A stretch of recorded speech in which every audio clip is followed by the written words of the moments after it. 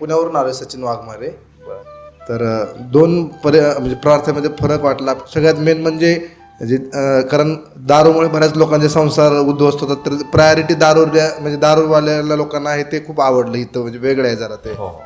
आणि दुसरं म्हणजे म्हणजे प्रत्येकजण दुःखी आहे. कुठल्या ना कुठल्या प्रकारचे दुःख आहेत.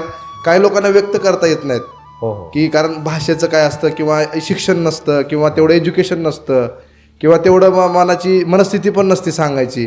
तर न कळत काही अव्यक्त असलेल्या पण दुःख इथं स्पष्टपणे गुरुजींच्या कृपेने ते स्पष्टता होते आणि त्याची न सांगता त्याची निवारण होतं. हे फार एक, कारण बऱ्याच लोकांना एक लूप होल असतो मनामध्ये एक, की बाबा मला कसं व्यक्त करू.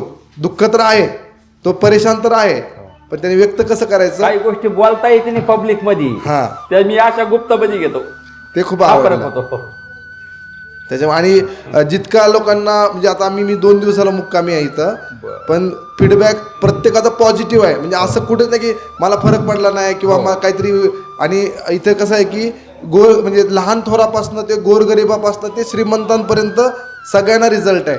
आणि कुठे लूटमार नाही आहे, पैशाचा कुठेच हे नाही आहे इथे. हे खूप आवडलं. त्याच्यामुळं गुरुजींना लाख लाख धन्यवाद. जय गुरुदेव.